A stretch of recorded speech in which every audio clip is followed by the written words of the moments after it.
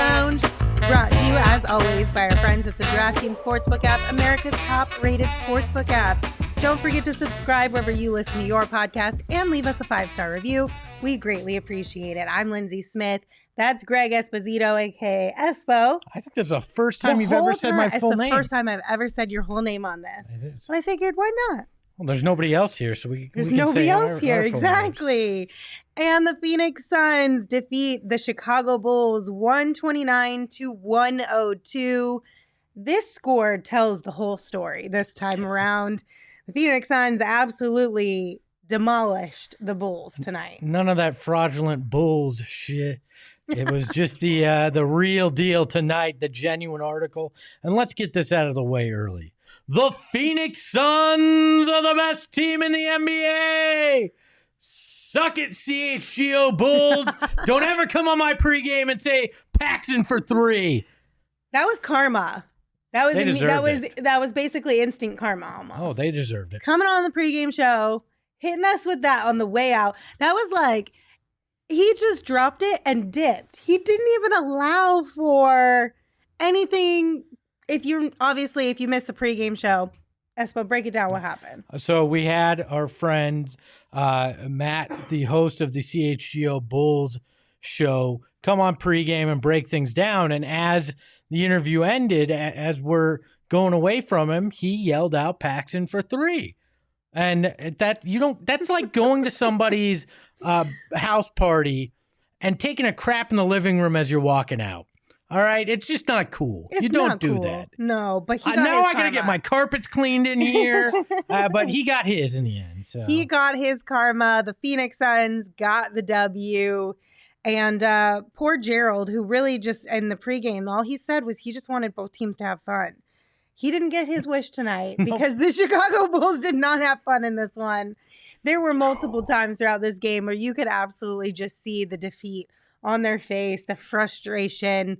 But we were over here just living in a life of luxury, hanging out, having a good old time. Yeah, sorry, Chi-Town. That's you've lost 6 of 10. Or excuse me, no, that's 8 of 10 now. Yeah. So that's on you. So the first thing that I want to talk about off the top of this show, Gerald sent out a tweet at the end of this game, and I think it's something that we all really need to just spend some time focusing on. He said, I hope Suns fans are enjoying every single minute of this team because, man, never seen anything like it in Phoenix.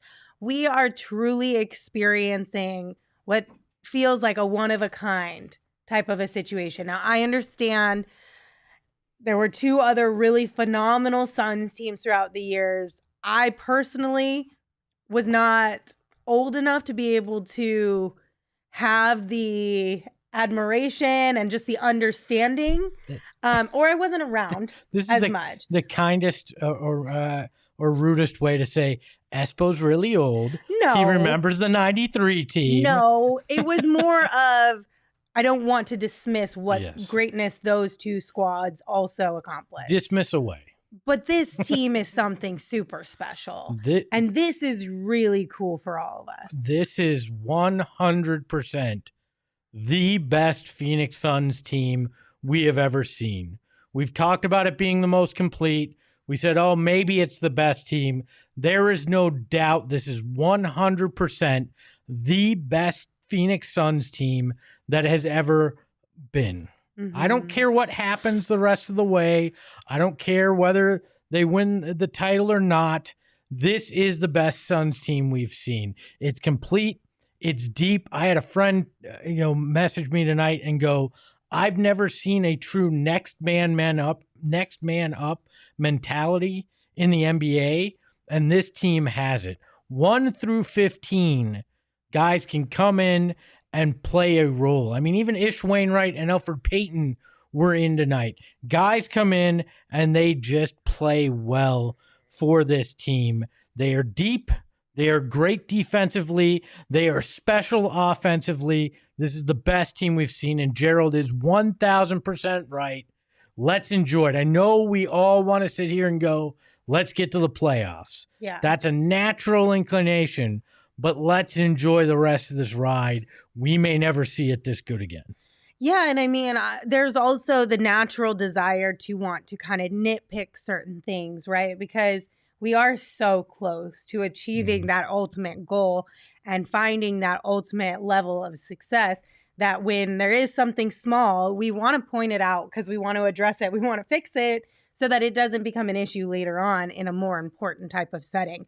But I still just, regardless of what happens at the end of this season, this is something we should be enjoying so, so very much because I know last season was great too, but just remember what it was like just a few years ago and how rough that time was for us. Like, we deserve this. We deserve to be happy. We deserve to have nice things and to enjoy this together as a community. Like, this is special. And let's say this, as the great band Semisonic once said, it's all about chemistry. And this team is all about chemistry. Yeah. You watch this bench, you watch moments, how they play together, how they all support each other.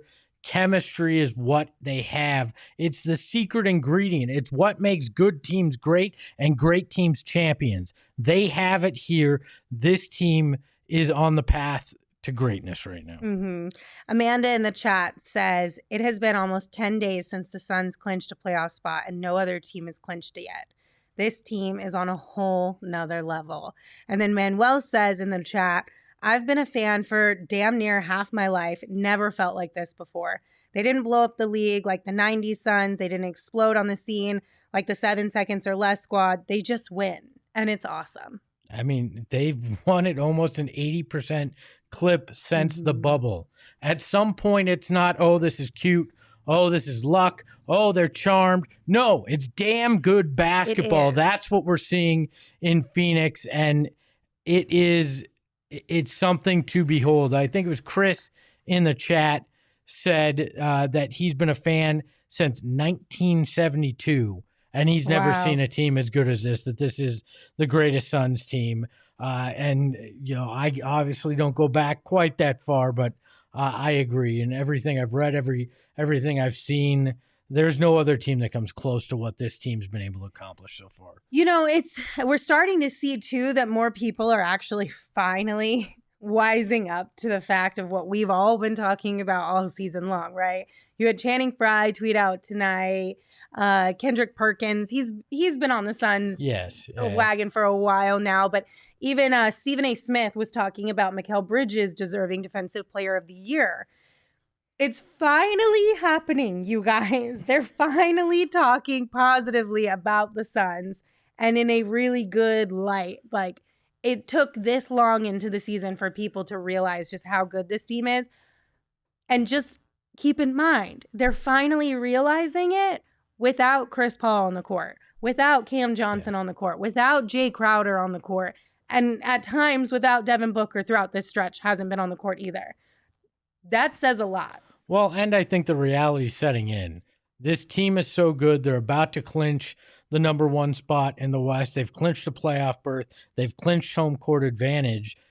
These national voices are going to have to start talking about them because in all likelihood, they're either going to have a deep playoff run and may hoist that trophy, or they're going to have a unbelievable collapse. And either way, the national group's going to talk about them. So they have to start now. They get it. It's an inevitability that the Suns will be a talking point for the rest of the summer for them. Well, and they also have to start doing some homework on the Suns so they have something to talk about during the playoffs when they cover those games. So they're not coming in completely unaware of what's been going on. So that probably helps. We are going to welcome in Gerald Bourguet now from the Footprint Center. Gerald, thank you for joining us. How's everything going on your end of things? This is the fastest we've gotten girthy with it. Everything's going okay. I think my signal is a little weak here right now, so I'll just try to power through this as best I can. Gerald, what did Monty have to say about tonight's performance? Yeah, I think he was impressed with this. He wasn't sure if this was their most impressive win of the season, but he was really pleased with the way that they executed. And he said the big thing that he told the guys after the game was, he's proud of the way that this team on a night in, night out basis. Missing Chris Paul, Cam Johnson, Jae Crowder, against the Chicago Bulls team that's near the top of the East. This should have been a lot more competitive, and instead they just blew them out. So he told them after the game, their competitiveness is something that they don't take for granted. And the other thing that he mentioned, which, came up a lot during the game, was Elfrid Payton getting minutes over Aaron Holiday. Monty said that was a matter of Chicago's size. So they wanted to kind of match that with Elfrid Payton's length. And they went back and watched film from the last Chicago Bulls game. And they said that Payton's defense played a part in that. So that was the reason why he got minutes tonight. I'm not going to lie, Gerald. We were kind of trying to theorize as to maybe what that meant, seeing Elfrid Payton off the bench first tonight. A portion of me felt like it could have been one of two things. Obviously, you did clear the air for us, but just want to know if this went through your head as well. The first one, of course, being Aaron Holiday might have been injured, which we saw him play tonight, so that was ruled out. The second being that maybe now that we're kind of in the final stretch of the season, where Monty's kind of trying to make up his mind, and James Jones as well, as to who will be that final roster spot heading into the playoffs. If Elfrid will remain on the team, or if maybe he gets cut and replaced with Ish Wainwright, or even potentially FA. Yeah, I think that was probably the real reason. Monty can't come out and say that, like, hey, we're giving these guys a last chance of who's going to make the roster. We're looking at Elfrid and Ish Wainwright trying to decide who our final roster spot's going to go to. So I think it was the case of, this is what we're going to say in this case. And so they went from there. I don't look, if you saw the way that Aaron played tonight, I wouldn't be concerned about, Monty thinking that Elfrid could jump him in the rotation or anything like that. I think this is just a matter of getting your last looks in, experimenting with some things, trying some things out before the playoffs come, and you really have to get down to brass tacks.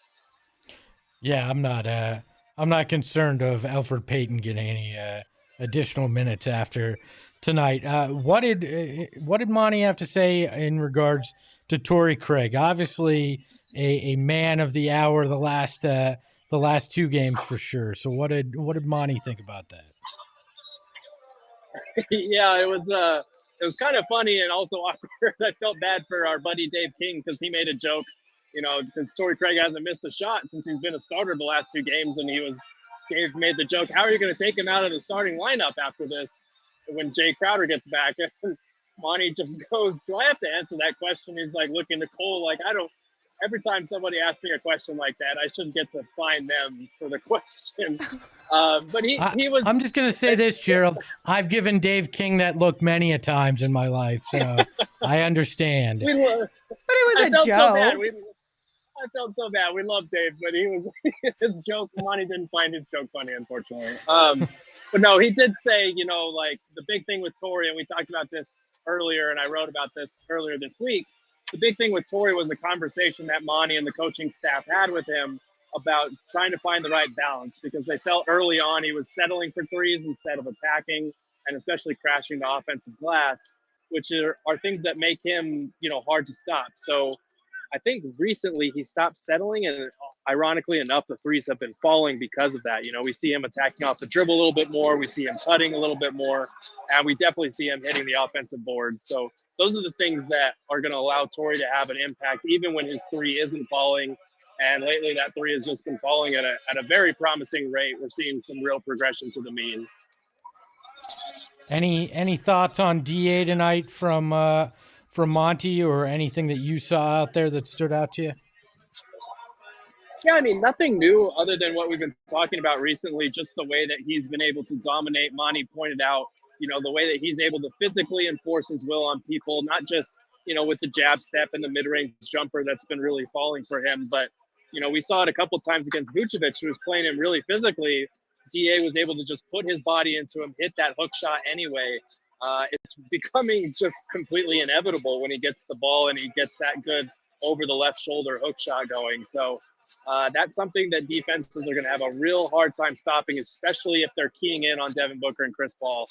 And that's music to the Suns' ears, because that's what this whole stretch without Chris Paul is about, finding out what guys can do, what they can't do, and how this team can be even more dangerous come playoff time if opponents are just trying to take away the backcourt. Anything else, Gerald, that kind of stood out to you tonight, whether it was just what happened on the floor or in terms of what Monty said?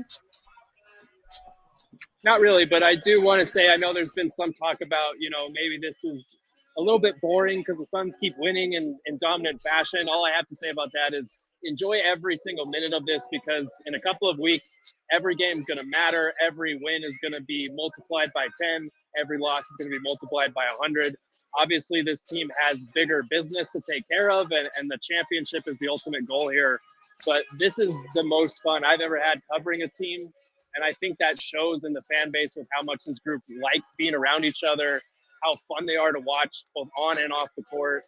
And this is the best Suns team in franchise history. So soak up every minute of this regular season, because the nerves are about to get, ratcheted up by about 100 once the playoff time is here. Gerald, we'll let you go. Go put some more dollars on your pay-as-you-go plan so you can have some more data so we don't see it get grainy again next time. Sounds good. You guys have a good one. I think this is the first time ever his reception hasn't been good out there. I think so. It's because he showed up so damn early. It must tonight. be. There's still too many people in the building. He's got a hot date, I think. I think he's taking the girlfriend out. And he's like, it's Friday night. Over. The Suns got to win. Now we got to go out and celebrate. Yeah, and have some us time. I actually think he tried to dial in at the beginning of the fourth quarter to just get it over with. Well, I was joking with you. I was like mercy rule. Can we just call it here? Like, let everyone go home a little early and head out and hit the town. Like, everyone who's at the game can just go out in downtown Phoenix and have some fun. I do take solace in the fact that our Chicago brethren that are doing their post-game show, it's almost midnight in Chicago. So they deserve to have to be suffering this late after what they put That's what you get. That's the karma. God, I could not imagine. Oh my gosh, I'm so glad I live in Arizona and on the West Coast. I could not imagine being a sports fan and living on the East Coast. We've done the 11:45 post-game show. Yeah, but that's like a nightly thing. That's true. For that. When they're on the West. Ours are just occasional. Anyway, true. So somebody brought it up in the chat, and I don't remember who, and I'm really sorry, but yes, you were correct. The magic number is now 3 for the Phoenix Suns because the Grizzlies lost tonight and the Suns won tonight. So that's 2 right there. So we got magic number sitting at 3. True. So in theory, next week, this upcoming week, the Suns could clinch that number number 1 seed.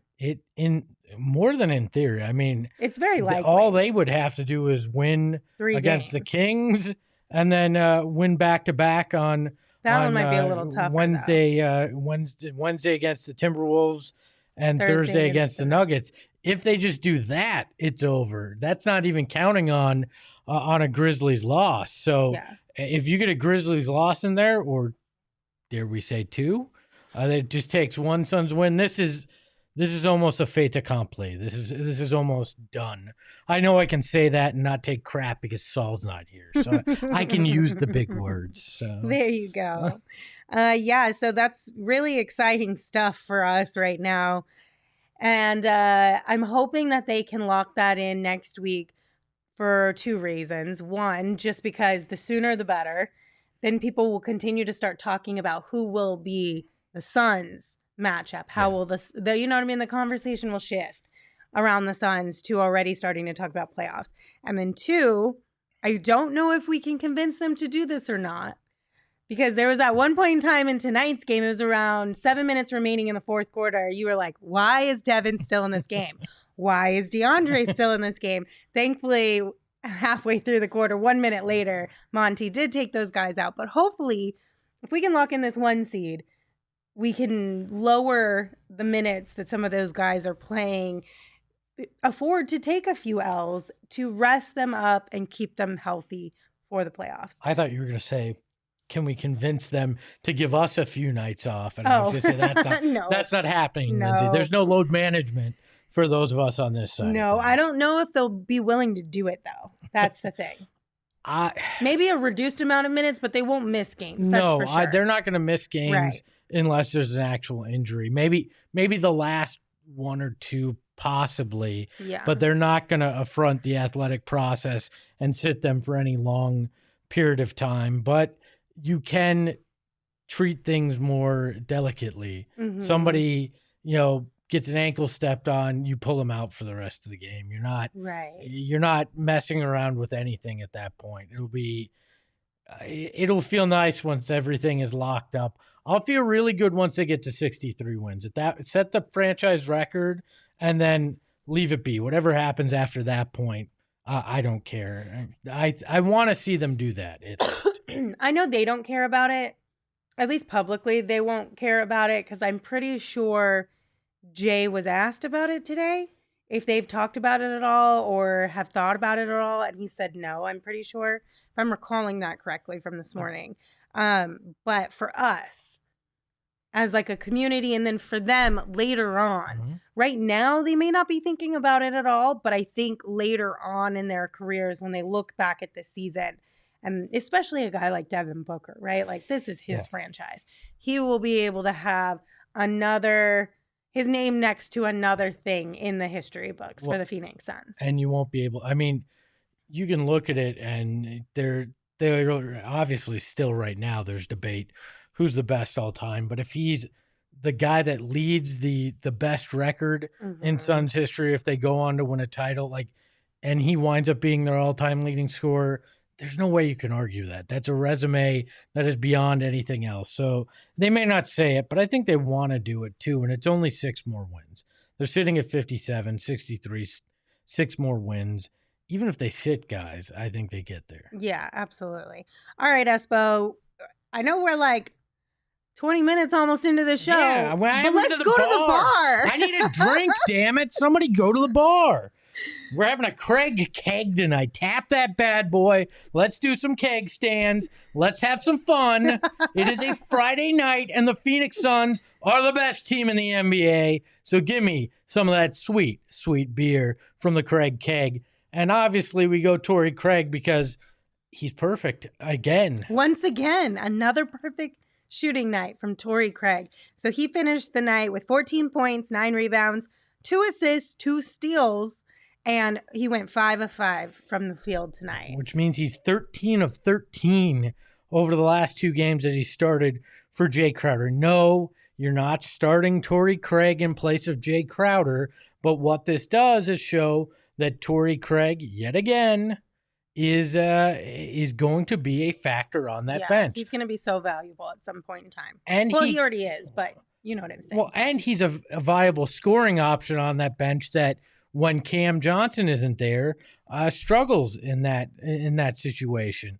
But when you get him back, you're playing a lineup with Cam Johnson, Torrey Craig, JaVale McGee. You have a very potent, and Campaign will shift back there. You have a very potent second line to go along with the best offensive starting lineup in the NBA. So again, depth is key. We saw that in last year's playoff run. Torrey Craig back to where he was and arguably better in this stretch right now than he was last year. So I'm excited. I love seeing Torrey Craig and the effort he puts out there. And he's a guy that isn't even thinking I should be a starter. He's going, I'm doing what's asked of me right now, and I'll do what's asked of me when I go back to the bench, and let's get a title. That's what he's thinking. And he's going to be rewarded for that at some point in time. So, just shout out to Torrey Craig, who is stepping up in really big ways for this team, coming through when they need him the most. And also, we talked about it the other night, but we're going to continue to say it. He's finding more rhythm. He started to find his rhythm before these 2 nights that he's had. Now that he's got the 2 nights like this under his belt, doing really great things, his confidence level has got to be through the roof. So when Jae Crowder does come back and he moves back into that second unit, he's still going to have a lot of confidence in himself. He's still going to be like, all right, I'm back. I know what I can do. I know what I can bring to this team. And he's going to go out there and he's going to be able to do it. Yeah, and he's rebounding well, too, which has been an area that the Suns have struggled in before this last few game stretch. So that's another area he can help shore up. Look, I'd put this Suns second unit, their usual second unit, with Craig and everybody we talked about, up against a lot of teams' starting lineups in this league. Yeah. The back half of this league, the Suns bench is better than a lot of their starting lineups. That's how good this team is. And I know it feels very weird to constantly say that because A, superstitious, B, I have done a lot of post-game shows for a lot of bad basketball teams, but you have to be honest, and that's where we're at. The best bench, best starters in this league. Yeah, I mean, I would even go as far as to say that at some points in time in the past, our bench currently could have beaten our starting unit back then. This could beat the 19-win team. This could beat that team that had Eric Bledsoe as a starter and Devin in that rookie year. This bench is highly talented. JaVale McGee, you could argue, is a top 5 Phoenix Suns center of all time. I mean, that's how insanely bad the center position's been, but how good he's been as well. Yeah. So. All right. We are going to go ahead and name our draft king of the game. And tonight we are going to give it to Deandre Ayton. Another double-double for the big fella. He finished with 20 points, 12 rebounds, was 8 of 11 from the field. Now, real quick, we just want to put a disclaimer out there. Devin Booker has now Devin Booker rules for Yes. this show. For the remainder of the regular season, Devin Booker cannot win the draft king of the game unless he either scores more than 30 points or he dishes out more than 10 assists. Not because we're putting Devin in a corner and he's in trouble, but because Devin is that good. I just hit the mic. That's how angry. That's how serious we are. That any given night, he could absolutely be our king of the game. We want to spread the wealth. We want to highlight some other players. It was a toss-up tonight between Torrey Craig and Deandre Ayton. But since we gave the tip of the cap to Torrey the other night, we're going to give it to DA tonight. Yeah, but just so you guys all know, that's the scoop moving forward with Devin Booker. Yeah, Devin. It's not that we hate Devin Booker. It's that he has set new standards, and the standard is the standard. So we have to respect it. By the way, Mike B in the chat says, "Come on, Espo, show Stephen Hunter some love." LOL. I actually love Stephen Hunter, a guy I worked with the team. He's been on our show in previous iterations before, but not a top 5 center in Suns history. That's just, we've had some bad centers. How do you feel about Deandre Ayton right now? Are you on a 1 to 10? Where are you at? In terms of, give me overall Deandre Ayton on a scale of 1 to 10. I'm at an 8. I think that's a pretty solid number. Confident in his I am confident in his offense. He's become much better on that end of the floor. I've always been confident in his defense.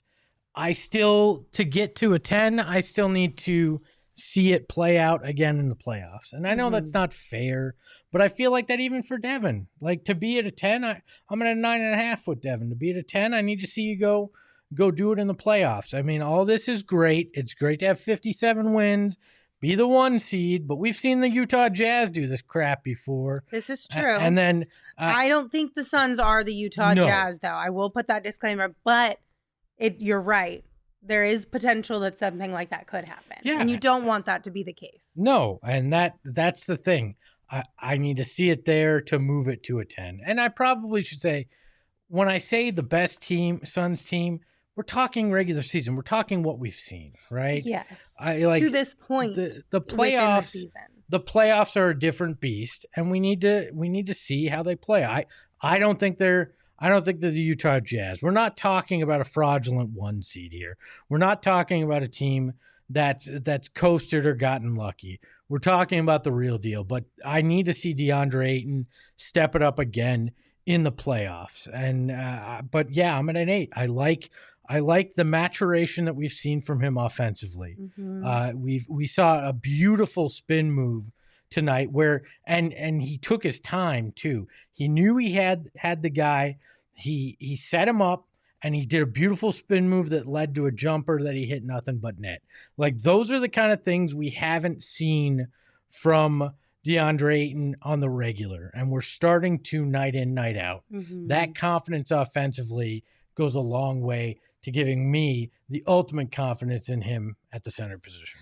I'm telling you that when DeAndre Ayton puts the ball on the floor for that single dribble to then make a move to the basket, I love that. And I'm so glad that we're seeing more and more of that from him, because I think that's going to elevate his game and his potential down low and allow him to use his body more to just move people out of the way and get to the basket. Also, I think something that's really cool about DeAndre is just like when the ball just rolls so effortlessly off of his fingers, it just feels like it's literally floating sometimes. Like it's so soft. His offensive game has become pretty. Yeah. Like it is nice to watch. Like it's a game that you look at and you go, there are hints of Hakeem Olajuwon, there's hints of David Robinson, things that these great, more graceful bigs of yesteryear did. I mean, there's been some Patrick Ewing at times as well with what he's doing. So I really like the evolution of his game offensively, and I'm really enjoying watching it. Because it's an art form that isn't used a lot anymore either, what he's doing. Right. All right, so once again, congratulations to DeAndre Ayton for being our DraftKings King of the Game. And I want to tell you guys about the latest offer from the DraftKings Sportsbook app. So college basketball fans, join the action on the court during the biggest tournament of the year with DraftKings Sportsbook. Turn your team's victory into your own big win. New customers who sign up using the promo code PHNX can bet just $5 on any team to win and get $200 in free bets if they do. It is genuinely that simple. If they win, you win. Now, if you're already a user of the DraftKings Sportsbook app, you can bet on college hoops with same-game parlays.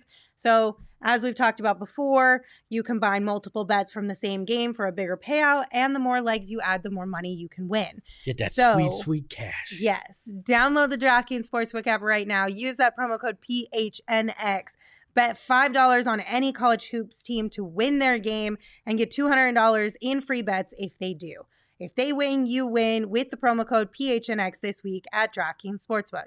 That is 21 and older only, Arizona only. If you have a gambling problem, please call 1-800-NEXT-STEP. New customers only, minimum $5 minimum deposit. Eligibility restrictions apply. See DraftKings.com/sportsbook for details. And I apologize to anybody from the pregame show. I know we both took my betting advice. My apologies. But I hope you had fun watching the game at least. I know. Devin almost got to the 30. He was but, close. I don't know what the hell happened to Zach LaVine. I saw a lot of people on Twitter just being like, he looks like he's not fully healthy. But the thing is, he'd been playing well offensively, so... Maybe he tweaked something tonight? Maybe. I trusted Matt over at CHGO too much. He told me, Zach's good. You know, he sold me on it, and I'm sorry if you took it. So, but he's trying to sell himself on it too, probably. Plus 850 odds, but seriously, hit that, use that promo code PHNX over the DraftKings Sportsbook app. Highly recommend it. It is fun. So. Yes.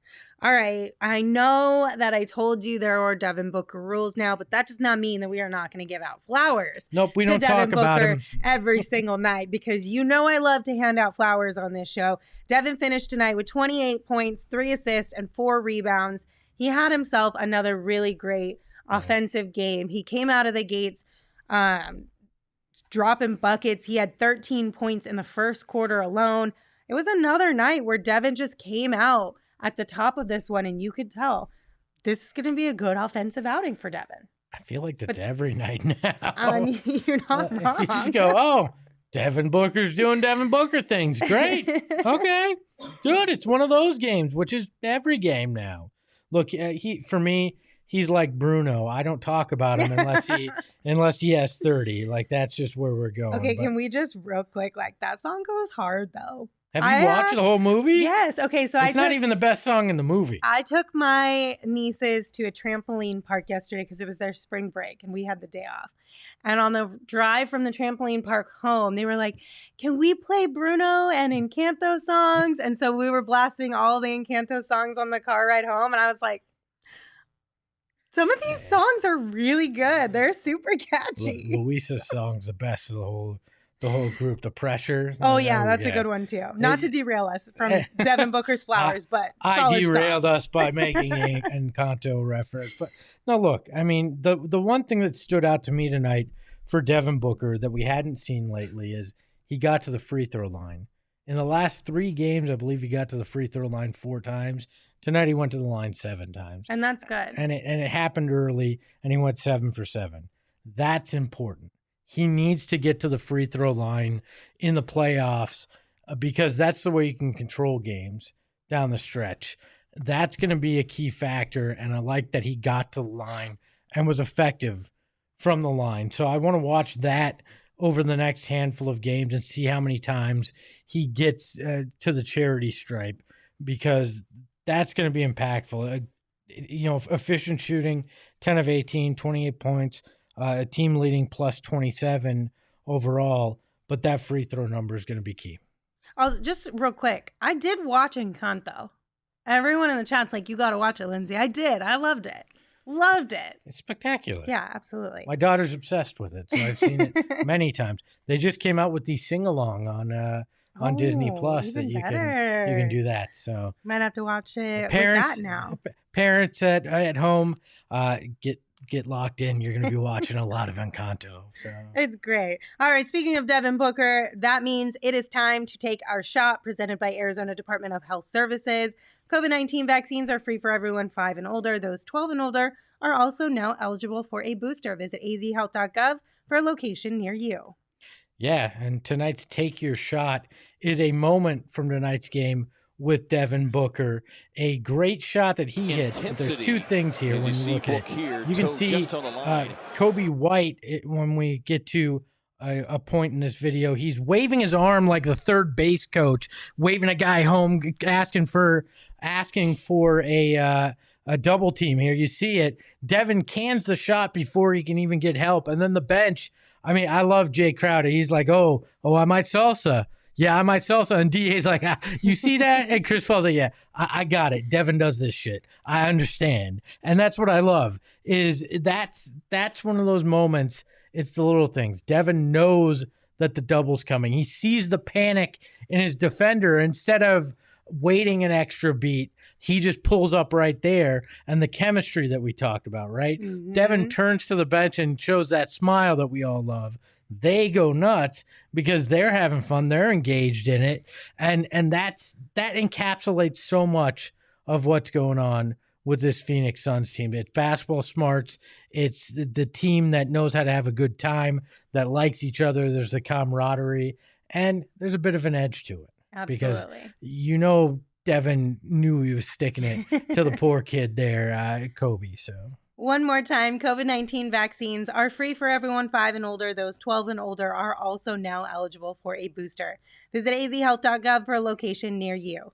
Sometimes I think that if you knock down a big shot or you do something that's really, I don't know, just kind of one of those game changers and those energy boosters, sometimes I feel like if you turn to your bench instead of turn to flex on the opponent's bench, it's even more low-key disrespectful. It's even more like kind of like in your face vibes. You know what I'm saying? When you turn to your guys and you just give that smile like Devin, the Eddie Haskell, I know I'm good. I know what I'm doing here. Yeah. And they lose their mind. That's and I love it. Like, I wish there was an everyday life version of that. Like, you did something good in the office and you could just flex like that, and everybody in the cubicles lost their damn mind because you did the damn thing. Like, I wish there was a moment like that in real life that we could actually enjoy that, because that is such fun. That is what basketball and competition is about, is those moments where you've done so damn well and everybody reacts to it. Well, I know we've talked about the chemistry of this team and how much they all love playing with each other and genuinely actually like each other, which is huge. But I do sometimes think that, I'm not saying it's disrespectful, but it's like disrespectful if you get what I'm saying. So when you do something like that and you flex on another team's bench, it fuels both sides, right? When you do something like that and you turn to your bench and completely ignore the other team, it's like you guys are so far out of our minds. Like, this game is so far gone. We have so much more confidence. We aren't even thinking about you because we know we're going to win this game. Like, if I was an opponent, I'd be like, that stings way more. Like, that would be defeating. You know what I mean? That's like going out, running into your ex, and they don't even acknowledge you. Like, that's like, you're not important to me. My guys are important. Whatever, you're inconsequential. Yeah, fine, whatever. Good for you guys.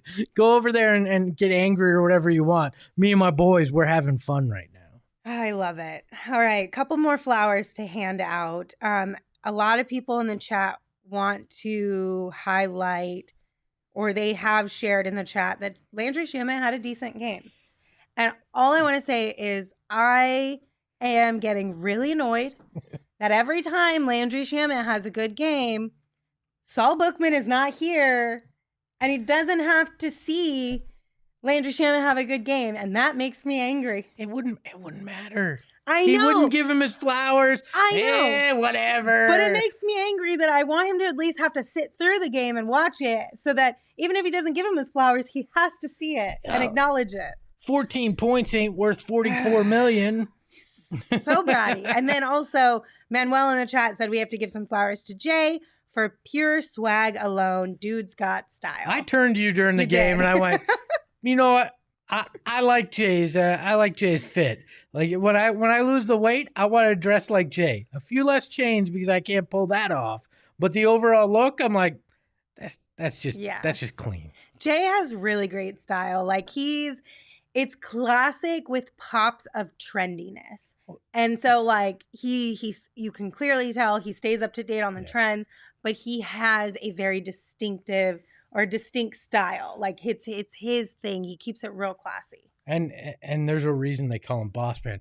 And it's funny because when he and Chris Paul are in street clothes, last night or the other night when they were playing Houston, Chris Paul looked like he was about to go on a sailboat. He had a white t-shirt and a blue blazer. And I'm like, all right. And tonight, that looked fine. That looked good too. Tonight he was dressed like me. Like, what? Chris Paul, you are the best point guard in NBA history. You've got millions and millions of dollars. That's called range, Espo. That's called old man style. Like, I get it that Chris Paul and I are basically the same age, but like, come on, Chris. Just go to Jay. Hey, can we go shopping? Can you help me out? Like, can you hook me up? Like, heck, I mean, I'm sure the Suns can get you hooked up with a clothery or something. Like, actually, it looked like he was hooked up by the clothery the other night when he looked like the boat captain. So. Oh my God. He just needed the hat. Everything else looked like he was on a boat. I mean, what's wrong with dressing like you're about to be on a boat? Maybe that's the state of mind he was in. He's like, I'm just chilling on a boat. That's my mindset tonight. Because I know my team's got this. See, Andy Sandberg, I'm on a boat. Like, Maybe. No. Come on, CP3. I love you, but like, give us a little bit more. Ask the people that dress you for the State Farm commercials if they can hook you up. Come out dressed like Cliff Paul once on the sidelines. That's even better. I'll take that just for humor purposes. I like Chris Paul's style. You're welcome to like his style. I'm just having some fun at his expense. Of course, Jae Crowder, I get it. much better dressed. That's all I'm saying. Jay, I think the difference, Jay's style is consistent. No, Jay is the Fresh Prince, and CP3 is Carlton. That's what we got going on. It is. He's like a cardigan tied around the neck away from it. I mean, aggressive. Come on, we're gonna get this up here in a second, and you're gonna look at this. Seriously, look at the style compared to these two. I mean, if I had white stripes to this jacket, Chris Paul and I are wearing the same jacket tonight. I mean, mine's much cheaper. Mine's Amazon. It's just a classic jacket. Yeah, come on. It's like I really a wish we had the Letterman Houston style jacket. Will Smith, Carlton. Oh my God. That's what we're looking at. Fresh Prince, Carlton. But you didn't appreciate Chris Paul when he came with a really dope sweater the other night either. I'm starting to think you have it out for Chris Paul's fashion. I'm just saying. I don't get it. Granted, I don't get most fashion, so that's just anything different. But he's wearing what is this? I don't even know what you call it. Like it's like a bomber almost, like a bomber style jacket. Yeah, but it's like a cross between a bomber and a Letterman jacket. Yeah. Anyways, enough on CP3's fashion. We'll let it go. Anyway, this started as flowers for Jay because he has great fashion. So we'll bring it back to flowers for Jay because he's got some great fashion and he looks real swaggy on the sidelines. So. There was one accessory that Chris Paul was missing tonight, and I was very excited by it. Did you notice it? I did. Nothing on the thumb. That's right. Nothing on, and he squeezed. It looked like something to strengthen the grip, which I'm sure is part of the recovery, is squeezing a little ball there, but no cast, no sleeve, whatever the hell it was he was wearing, it wasn't there. So we're inching closer. I don't know. Is this were you paying attention for it, or were you looking for it the other night? Because I didn't the other night. Didn't even think about looking for it. I didn't the other night, but I had been looking every time we get a sideline shot, and I hadn't noticed in the Rockets game, but it was pretty obvious tonight. Yeah, he had nothing on that hand. So I mean, that's great news. The faster that he can heal up and get back with his team, the better.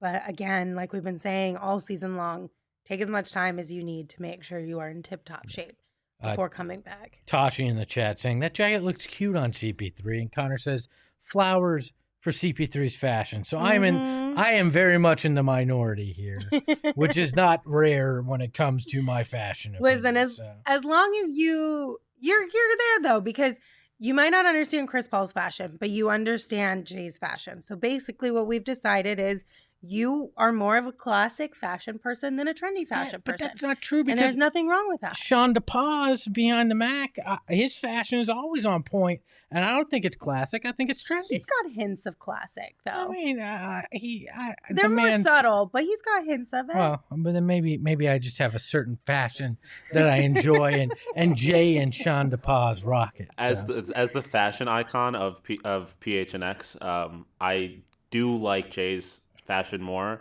I wish CP3 didn't zip up the bomber jacket. I don't like the zip up look. That's fair. But I think generally speaking, CP3 does have good fashion. Yes. Sean is probably the most fashionable person here, I would say. I would agree. Yeah. Much more so than me, so. But that's enough flowers for Sean. You're a close second, Espo. We can't let it get to his head just yet.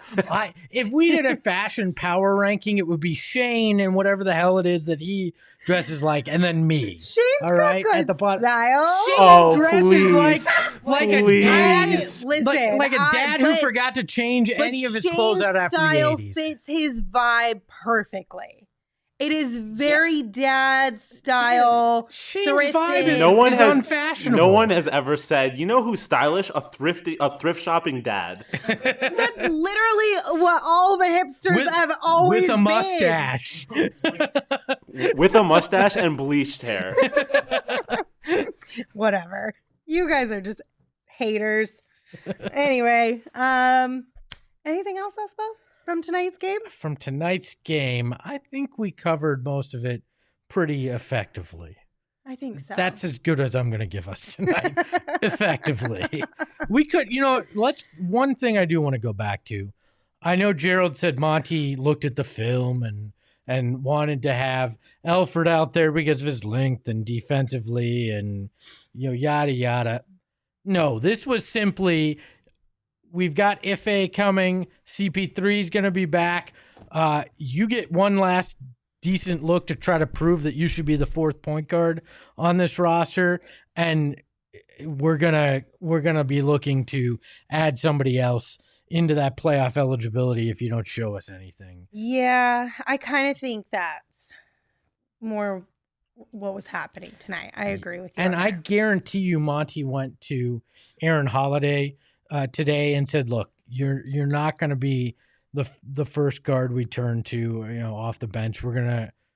But this has nothing to do with where you stand with us. And he came out, Aaron, in that fourth and played great and was all smiles. So there's nothing weird going on, I think that was very much, Alfred, here's one of your last chances. So I have two things from the chat. The first, Mike B said, as far as the Chris Paul brace thing that we were talking about, Mike B said he had it on when he was on our bench. It was black and wrapped around his hand and thumb. So I don't know, Mike B, were you talking about tonight or were you talking about Definitely wasn't Wednesday? Tonight. I can tell you tonight on the bench he didn't. Okay. And then the other thing is when we were talking about Shane's style, Charles Woodall Pike said Macklemore based a whole music career on that style. So it's a legitimate thing. And where is Macklemore now? But that song was like the song of the year. Yeah, but even like middle school boys. but even For that, everybody who was around at that point But in even time. that You was just like- happened to have been in middle school at that time. hold on. Because you're But- young. Fair But point. even that was like, what, 8 years ago? So at best, we're saying that Shane's fashion is 8 years past its prime. All right? Not much of a healthy argument there. I will say that my fashion style is heavily influenced by the fashion icon of the Suns, which is Devin Booker. That's I because see you that look for like sure. No, I know. low but key, great value Devin Booker. I wear the browns, the neutral tones, just like he does. It works. You know what mine is? Is it not completely wrinkled and does it fit? That's my style. Low-key, I'll go out in a wrinkled shirt. No one could rock I really purple don't and care. orange framed glasses like you can, though, Espo. That's That's for facts. sure. That's facts. You know, when I was with the team, the bow tie was my signature. We're a little less dressy here, so the glasses had to become. I was a bow tie kid in high school, so I was with the Suns. Code JJM in the chat said Shane dresses like a Kanye model. And then we have a lot of people who are saying, Josh says we're sleeping on Derek with his button-up shirts. Where's the other one? Look, Derek goes for shock and awe, right? He goes- Charles says the real king of style at PHNX is Craig Morgan. Who likes the guy that dresses like a dad? Like we're very like that's like dad's got to go to work, and Shane dresses like dad's at home on the weekend. All right, that's what we got going on there. Connor gave me a little bit of love for my my shoe game. Thank you, Connor, in the chat. And then Edward said nobody beats Saul's couch camo. The other night he wore a full gray sweatsuit and completely blended in to our chairs, and we didn't even realize it until the end of the show when one of the code crazies pointed it out, and it was quite entertaining. It is couch camo. Yeah. You will never catch me dead in sweatpants on this show. Something has gone horribly wrong if I'll I'm wearing probably wear sweatpants sweatpants at some point in on time this on show. this show. At the end of the day, here's the biggest take home, right? You know what I'm about to say. Wear whatever you want to wear. Wear what you like. Everybody's style is your own. Don't let anybody else tell you differently. Yeah, if you want to whatever you like and are comfortable in, that's what you should be wearing. Yeah, if you want to be an NBA superstar and dress like the captain from How I Met Your Mother, you go ahead and you do that, all right? Boats, boats, boats to you, sir. Okay, Espo. Anyways. The last thing I have for you guys before we leave, we've told you about this before, but we're going to continue to tell you just to make sure that it is This is big news. legitimately. Don't bury that. This is big news. We want to Again. make sure this isn't penciled in. This is written in permanent marker in your calendar. It's as if, Frank Sanders on the Cardinals show made a bet and it's tattooed. That's how permanent this is, all right? Let's tell the people what we're talking about. So March 30th, we are going to have a live show at the Ainsworth in downtown Phoenix. Now, this one is going to be bigger and better than our previous live show, yes, it will. which was a lot of fun. But this one is going to be really extra special because we are going to hold a fundraiser for Ryan House. So if you don't know what Ryan House is, it's a really cool organization here in Phoenix that I've been involved with for a while now. And we're going to collect donations from people who come to the live event at the Ainsworth. We're also going to donate all of the super chats from the pregame and the postgame show that night to Ryan House. So Ryan House is a facility here in Phoenix that provides hospice and respite care to children. And so they help them be comfortable and happy and have great moments as they finish their journeys in life, or they provide respite care to children who have long-term illnesses that need a lot of care. And they do it in a fun and welcoming and very warm environment. I personally have had to have friends and family members who have had to use Ryan House. And I can tell you firsthand that what they do over there is so incredibly amazing. And nobody should ever have to go through that. But if you do, you want to do it at a place like Ryan House that makes everything as easy and as smooth as possible. So get out there. Come down and hang out with us. Look, and if you can't, because I know not all of you live here in Phoenix, some of you just join us from wherever you are across the globe because you love the Suns and you want to feel part of the community. We're going to donate every super chat that night that we get to the Ryan House as well. So let's make it a big night. It's going to be fun. It's Suns Warriors. Sure, Steph won't be there, but who the hell cares? We can shut up those Golden State Warriors fans with a big win and celebrate by hanging out at the VIP lounge in person and having helping a good cause. So come out March 30th at the Ainsworth, downtown Phoenix, right across from the arena. We're going to have a good time. Would love to meet you out there. We're going to have merch. We're going to debut some stuff.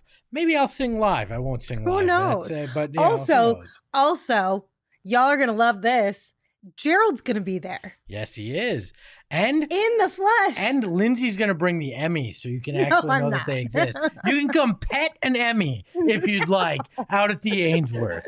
Yeah. Oh, you're out of control, Espo. But for real, Gerald will be there, and it'll be a lot of fun. You can't plan to come hang out with us and start saving up your pennies because we need you guys to be real big in the super chats that night. Well, look, in the Ainsworth, the food, the drinks, it's all going to be flowing. We're going to be there. Let's come out. Let's have fun. Yeah, exactly. And that's all we got for you guys. We'll give you more details, of course, throughout the upcoming days, and we'll continue to remind you all the way up until the 30th. Until next time, I'm Lindsey Smith. You can follow me on Twitter at Lindsey Smith AZ.